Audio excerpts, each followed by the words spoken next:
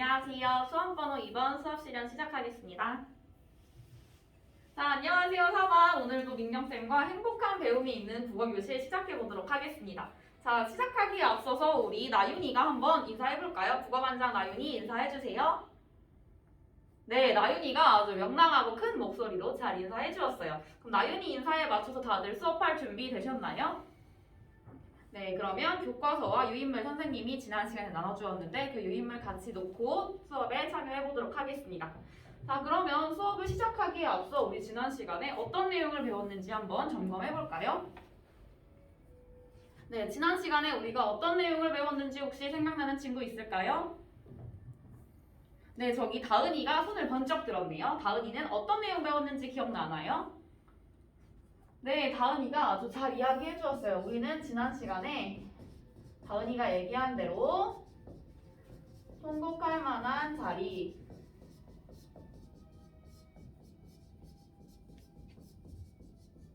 박지원의 통곡할 만한 자리라는 작품을 수업했었어요. 자, 그러면 이 수업을 했던 내용을 떠올려 보면 통곡할 만한 자리가 어떤 내용이었는지 혹시 이야기해 볼 친구 있을까요? 네, 저기 다솔이가 손을 번쩍 들었네요. 다솔이가 오랜만에 손을 들어주었어요. 다솔이 한번 발표해볼까요? 네, 다솔이가 방금 뭐라고 얘기했었냐면 다솔이는 통곡할 만한 자리가 박지원이 광활한 요동벌판을 보고 나서 느낀 경이로움, 이런 것들, 놀라움을 표현했다고 얘기했어요. 정리해보면 이렇게 광활한 요동벌판을 보고 느꼈던 경이로움, 그리고 또 감탄, 이런 내용을 담고 있었던 수필이라고 생각해 볼 수 있겠습니다. 자, 그러면 혹시 이 통곡할 만한 자리가 우리가 배운 문학의 네 갈래 중에 어디에 해당하는 갈래인지 기억하시는 분 있을까요? 네, 저기 뒤에 앉은 분홍이가 한번 이야기해 볼게요. 네, 분홍이가 너무 잘 이야기해 주었어요. 통곡할 만한 자리는 교술 갈래 중에 하나였죠. 교술 갈래 중에 하나로 우리는 이게 고전수필이라고 지난 시간에 배워봤었어요. 그러면 우리 선생님이 한 편의 짧은 영상을 준비했는데 이 영상을 보면서 우리가 이번 시간에 어떤 내용을 중점을 가지고 공부할지 한번 생각해보면서 영상을 감상해보도록 하겠습니다. 자, 영상은 3분 정도의 짧은 영상이고요. 어떤 영상이냐면 박지원, 이 작가인 박지원과 관련된 영상이에요. 그럼 선생님이 영상을 볼 때 우리가 주의 깊게 봐야 되는 점을 한번 설명해 줄게요. 자, 박지원이 어떤 사상을 가지고 있는지 그리고 이 영상의 내용이 어떠한지를 중점적으로 파악하면서 영상을 감상해 보도록 하겠습니다. 자, 혹시 앞에 앉은 친구 영상 잘 보이나요? 네, 고마워요. 자, 뒤에 앉은 친구 소리 잘 들릴까요? 네, 그러면 모두 잘 보이고 들린다고 했으니까 영상을 한번 감상해 보도록 하겠습니다.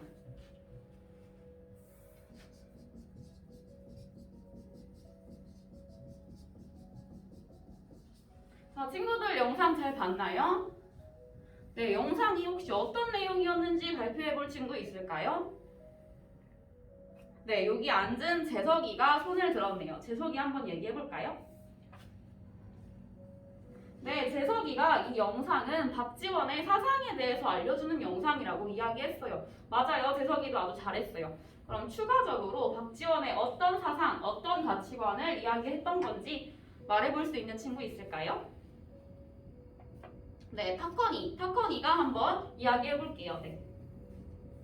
네, 아주 잘했어요. 여러분, 타커니가 방금 이야기했던 내용이 아주 중요한 부분이었어요. 타커니는 지금 박지원이 북학파임을 얘기해 주면서 북학파란 청나라의 앞선 문물과 제도 그리고 생활 양식들을 받아들일 것을 주장한 학파라고 이야기해 주었어요. 그 내용이 우리가 배웠던 통곡할 만한 자리와 매우 연관이 깊기 때문에 선생님이 이 영상을 준비했었어요. 여러분이 모두 깔끔하게 영상을 잘 봐주시고 또 잘 감상하고 있어서 선생님 너무 뿌듯하네요. 그럼 우리 이번 시간에 어떤 내용을 배울지에 대해서 한번 추측해볼까요? 자, 방금 봤던 영상과 선생님이 나눠준 유인물을 확인해보면 어떤 내용을 배울지 짐작해볼 수 있을 거예요. 자, 한번 유인물을 살펴보고 어떤 내용을 배울지 맞춰볼 수 있는 사람 손 들어볼까요? 네, 초이가 손을 들었네요. 초이 한번 말해볼게요.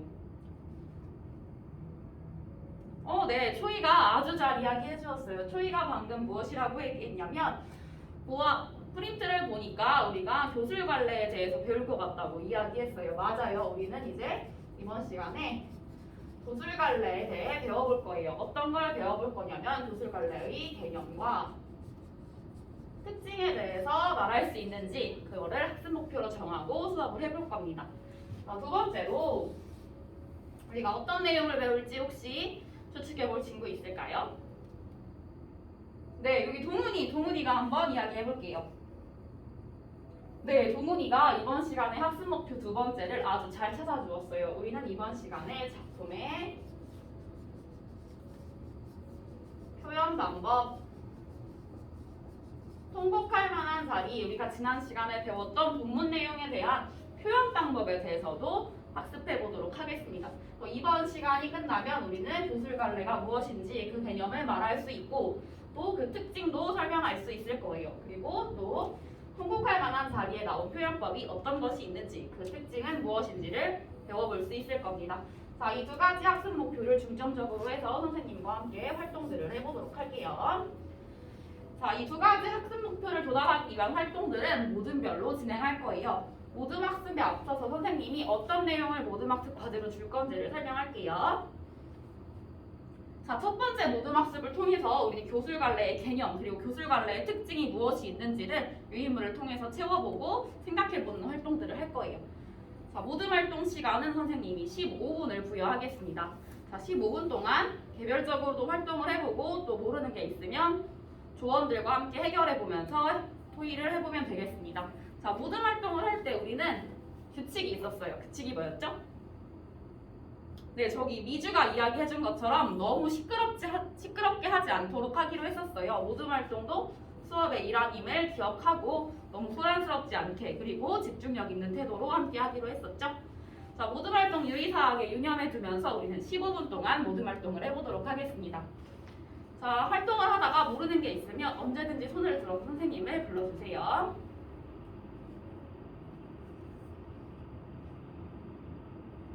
자, 1모둠은 지금 뭐 때문에 조금 소란스러운 걸까?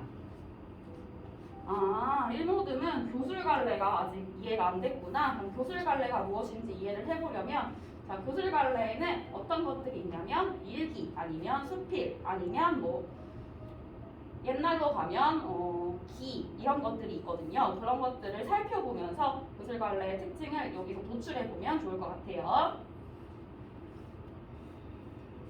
3모둠의 지원이는 지난 시간보다 훨씬 더 태도가 좋아졌군요. 국어가 더 재밌어졌나 봐요. 앞으로도 그렇게 성실한 태도로 참여해주면 좋을 것 같아요.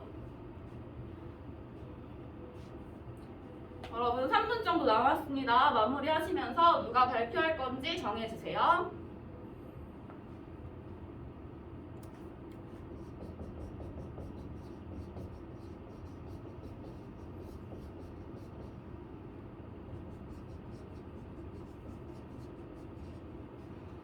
자, 시간 더 필요한 조 있을까요?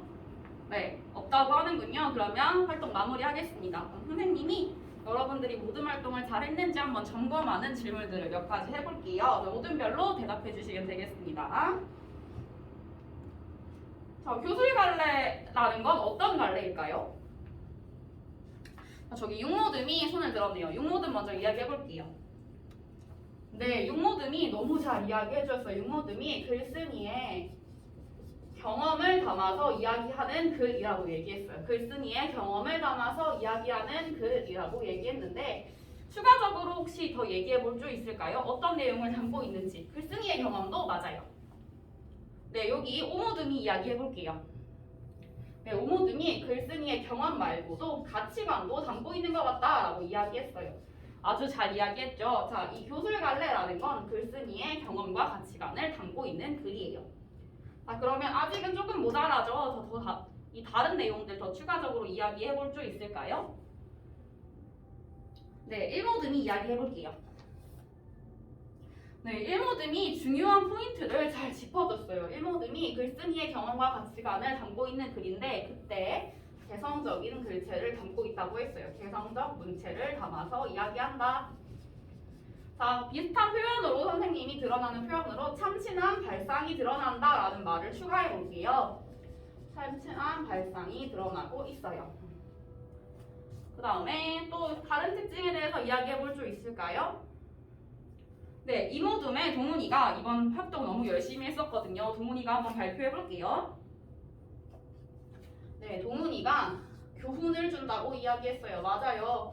이것도 아주 중요한 특징이에요. 동훈이 아주 잘했어요. 교술갈래는 글쓴이의 경험과 가치관을 개성적인 문체로 담아서 표현하는 건데 이때 교훈을 주는 글이 되어야 해요. 그 다음에 아직 나오지 않은 게 하나 있는데 선생님이 짚어줄게요. 어떤 거냐면 굉장히 자유로운 형식이라는 거예요. 정해진 틀이 없이 자유롭게 글을 쓸 수 있다는 게 교술갈래의 특징 중에 하나입니다. 여러분이 교술갈래가 무엇이고 교술갈래의 특징이 어떤 건지 너무 잘 찾아주었네요. 그러면 우리 두 번째 활동으로 한번 넘어가 볼게요. 두 번째 활동은 어떤 거 할 거냐면 이 작품의 표현 방법에 대해 찾아볼 거예요.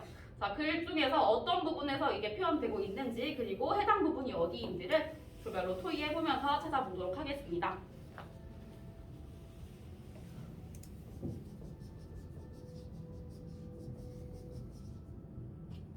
자, 토의를 마쳤으면 선생님이 한번 질문해 보도록 할게요. 자, 어떤 내용이 있는지 한번 발표해 볼 사람 있을까요?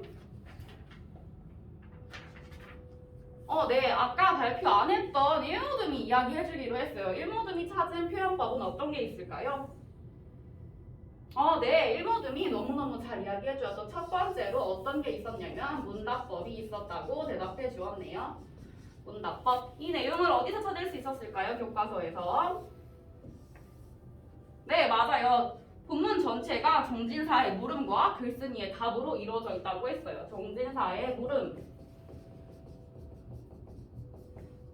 물음과 그 다음에 글쓴이의 답으로 이루어져 있다고 했어요. 여기서 해당 부분을 찾을 수 있었죠?